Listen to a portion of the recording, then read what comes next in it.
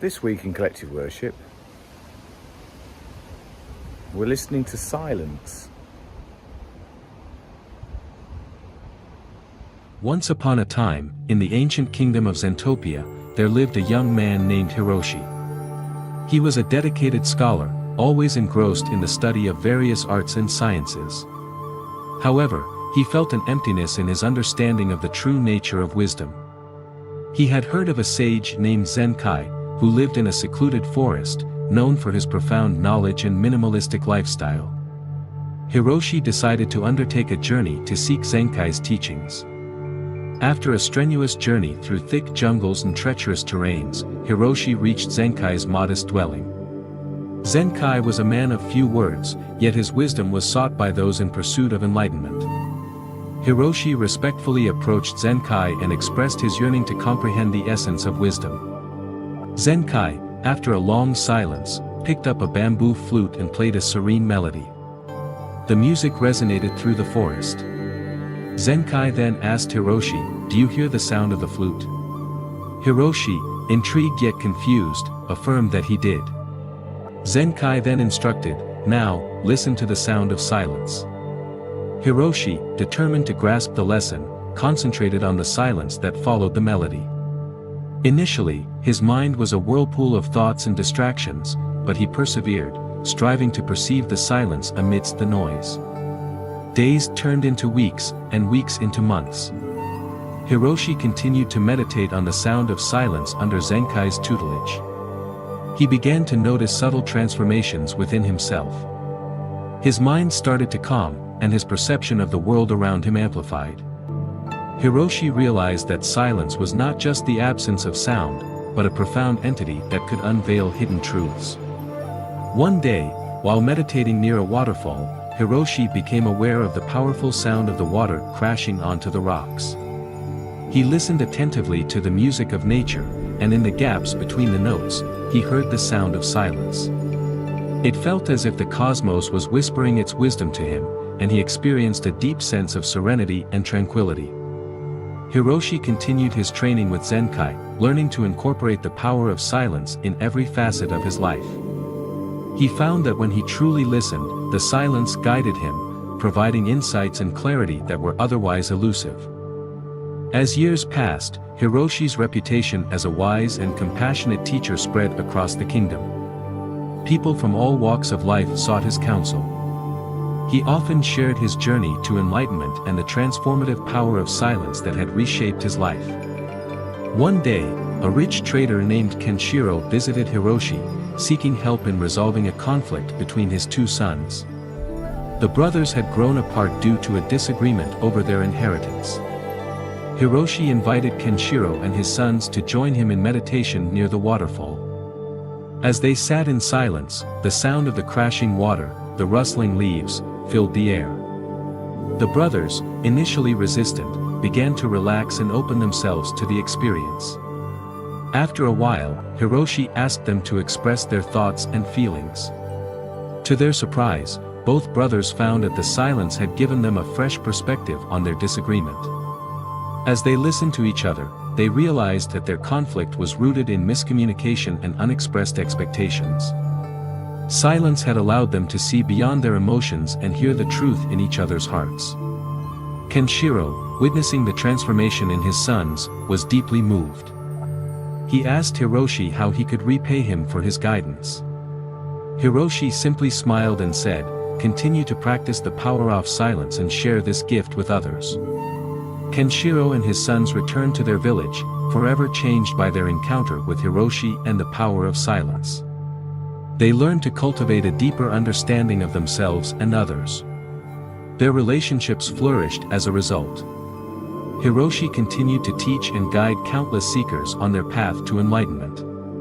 He never tired of sharing the transformative power of silence and the profound wisdom it could reveal. Years later, as Hiroshi lay on his deathbed, his disciples gathered around him seeking one final lesson from the beloved master. With a weak yet peaceful smile, Hiroshi whispered, "Listen to the sound of silence, and you will hear the wisdom of the universe." And with that, the great teacher closed his eyes and breathed his last, leaving behind a legacy of wisdom and compassion that would inspire generations to come. The story of Hiroshi and the power of silence serves as a reminder that true wisdom and understanding can often be found in the spaces between the noise and distractions of our daily lives. By embracing the power of silence, we open ourselves to the possibility of growth, transformation, and a deeper connection to the world around us. Thank you for joining us on this journey into the power of silence.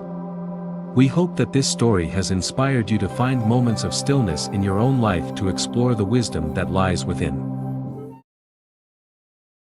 Close your eyes and take some long and slow deep breaths.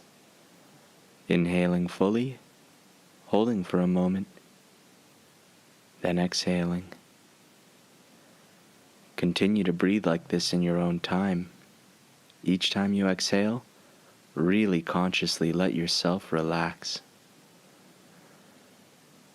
I want you to try to bring to mind something that you're grateful for. It can be a pleasant experience you've had, spending time with someone you love, anything at all. Once you have that memory in your mind, see if you can remember the details surrounding it. The colors, shapes, smells, sounds. How does it make you feel?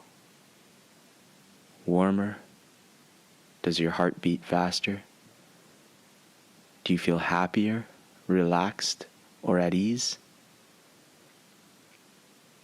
When you've identified your feeling of gratitude, take a few more long and slow deep breaths, and when you're ready, open your eyes. Well done. Good morning, everyone. My morning went a bit high-pitched there. Our candle is lit. Oh, what did Jesus say? That's right. I am the light of the world. Welcome to today's collective worship. It begins with a sense of what it should be like. Beautiful, accomplished, elegant, perfect. And it is so exciting. You wake up, bounce out of bed, full of hope and energy, and you settle down to work. In your mind's eye, you have such a vivid idea of what you want your masterpiece to be like. You work and you toil, harder than even you could have envisioned. And you take a step back from what you've done and realize things aren't the way you'd hoped. Let's put it more brutally, it's terrible. And you're disgusted by what you've achieved. And the only thing you can think about is the terrible gap between what you wanted to do and what you've actually done. And it seems your taste is well ahead of your abilities. You run away in distress, maybe into the arms of someone who loves you.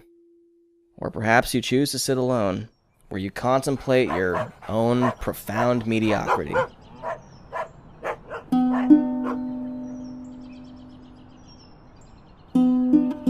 Look at you. You're no better than that little guy. At least he works hard. You're so sad. You've gone back to bed. Problem is, this is too easy. Despair is cheap. The first rule of anything creative, forgive yourself for the horror of the first draft. Don't hurry. Do a little bit every day. Keep a timetable and stick to it.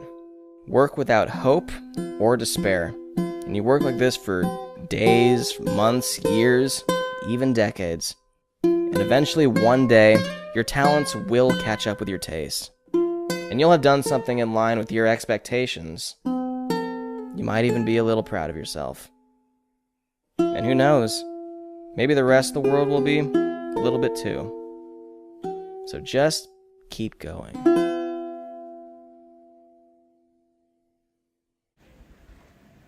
What does the word potential mean? In the dictionary, it's defined as Something that has not yet developed, but is able to come into existence. That's what potential means. Something that has not yet developed, but is able to come into existence. I'm going to show you some images of various items, and I want you to decide, using the definition, what potential each thing has. Okay, so let's start here. Let's start with some seeds. What potential do seeds have? Now's a good chance to pause the video and have a think and a talk. What potential do seeds have? Some types of seed have the potential to become flowers. What would happen to a seed if it was never planted or watered? A seed can only fulfill its potential to become a flower if it's planted in the correct place with the right conditions. All right, let's try another one. What potential do candles have? Now, this is another good chance to pause the video, have a think, and talk to the person next to you, around you, and your teacher. What potential do candles have? Candles have the potential to give out light or even small amounts of heat, but they can't do this unless they're provided with a flame. Okay, so speaking of flames, what potential does a flame have? Talk to the person next to you, around you, and your teacher. What potential does a flame have? Flames have the potential to do good and bad. They can give out warmth or be used to cook food, but they can also cause great devastation. If you look at this picture here, this shows the artist's impression of the Great Fire of London in 1666.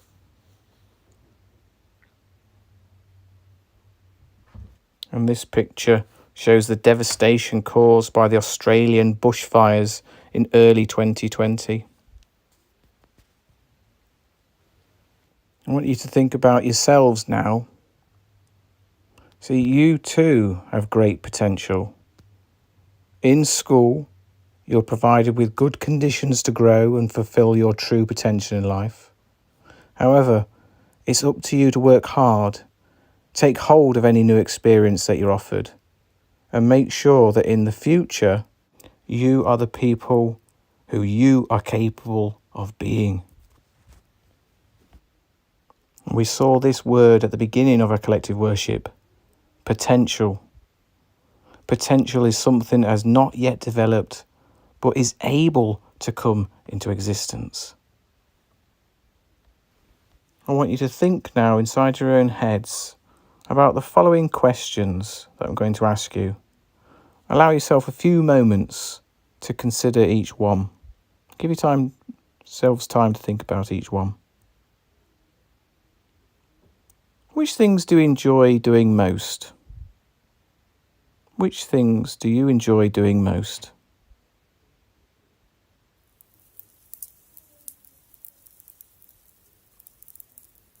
Which things do you find easy?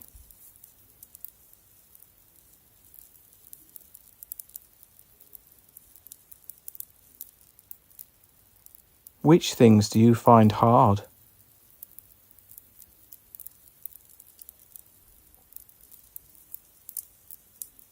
Are there any areas where you need to try a bit harder?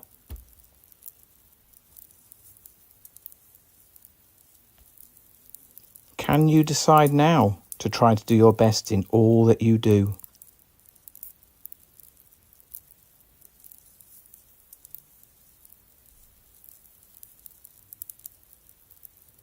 And while you're still and while you're thinking, you're welcome to carry on looking at the candle flame, or you can put your hands and your eyes together.